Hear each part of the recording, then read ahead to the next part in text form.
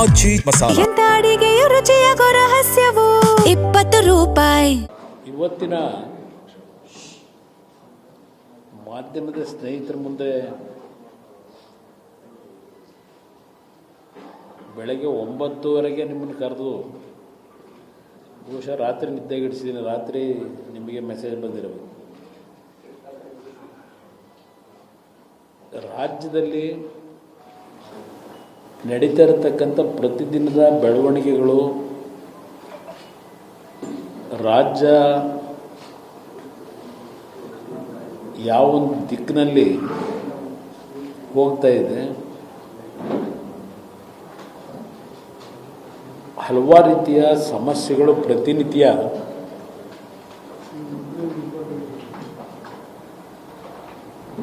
ಯಾವ ನಿಟ್ಟಿನಲ್ಲಿ ರಾಜ್ಯದ ಬೆಳವಣಿಗೆಗೆ ಪೂರಕವಾಗಿದೆ. ಇವತ್ತು ಬರಗಾಲ ಇರ್ಬೋದು, ಮಂತ್ರಿಗಳ ರಾಜೀನಾಮೆ ಇರ್ಬೋದು, KPSCಯ ಸಮಸ್ಯೆ ಇರ್ಬೋದು, ಬೆಂಗಳೂರಿನ ಅಭಿವೃದ್ಧಿ ಇರ್ಬೋದು, ಇತ್ತೀಚೆಗೆ ರಾಜ್ಯದಲ್ಲಿ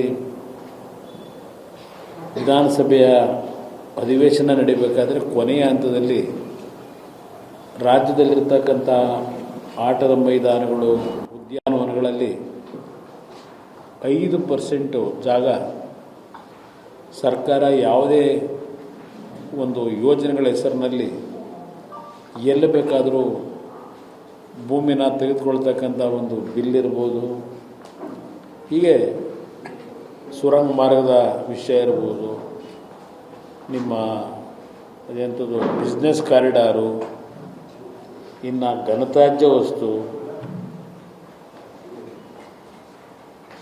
ಚರ್ಚೆ ಮಾಡೋದಕ್ಕೆ ಹೋದರೆ ನಮ್ಮ ಹಿಂದೆ ಎಂಟರ್ಟೈನ್ಮೆಂಟ್ ಈಗಲೂ ಎಂಟರ್ಟೈನ್ಮೆಂಟ್ ಚಾನಲ್ಗಳಲ್ಲಿ ಧಾರಾವಾಹಿ ಬರ್ತವೆ. ಆ ಧಾರಾವಾಹಿ ರೀತಿಯಲ್ಲೇ ಇಲ್ಲ ಪ್ರತಿದಿನಕ್ಕೂ ಇಲ್ಲ ವಾರದಲ್ಲಿ ಒಂದಿನ ಅಂತೇಳಿ ಪ್ರತಿಯೊಂದು ವಿಷಯಗಳನ್ನು ಸುದೀರ್ಘವಾಗಿ ಚರ್ಚೆ ಮಾಡಲಿಕ್ಕೆ ವಿಷಯಗಳಿದೆ. ನಾನಿವತ್ತು ನಿಮ್ಮನ್ನು ತರಾತುರಲ್ಲಿ ಕರೆಸ್ತಂಥ ವಿಷಯ, ನಮ್ಮ ರಾಜ್ಯದ ಗೃಹ ಸಚಿವರು ಒಂದು ರೀತಿ ಅವರ ಯಾವ ಮಟ್ಟಕ್ಕೆ ಬಂದಿದ್ದಾರೆ ಅಂದರೆ, ಪ್ರತಿದಿನದ ಅವರ ಹೇಳಿಕೆಗಳು, ಅವರ ಇನ್ವಾಲ್ವ್ಮೆಂಟ್ ನೋಡಿದಾಗ ಸಾರ್ವಜನಿಕವಾಗಿ,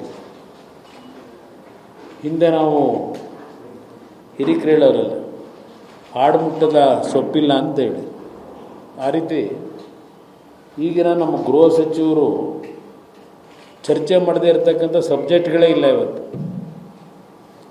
ಎಲ್ಲದರಲ್ಲೂ ನಾನು ಪಾರದರ್ಶಕವಾದಂಥ, ಪರಿಶುದ್ಧವಾದಂಥ ನಡವಳಿಕೆಯಿಂದ ಇರತಕ್ಕಂಥವನು ಅಂತಕ್ಕಂಥದ್ದನ್ನು ಪ್ರತಿನಿತ್ಯ ಹೇಳ್ತಕ್ಕಂಥದ್ದು ನೋಡಿದ್ದೆ ನಾನು. ಇತ್ತೀಚೆಗೆ ಈ KPSCಯ ಹಗರಣ ಬಹುಶಃ ನಮ್ಮ ರಾಜ್ಯಕ್ಕೆ ಅದೇನೋ ಆ KPSCಯ ಸಂಸ್ಥೆ ಬಗ್ಗೆ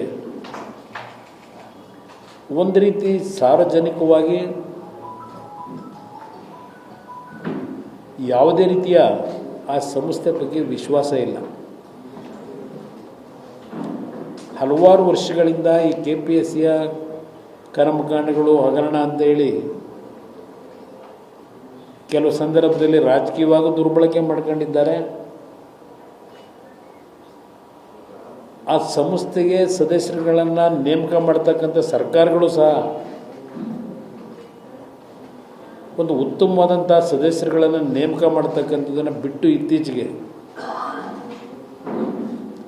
ಆ ಸದಸ್ಯರಿಗೂ ಒಂದು ರೇಟ್ ಫಿಕ್ಸ್ ಮಾಡ್ಕೊಂಡ್ಬಿಟ್ಟಿದ್ದಾರೆ.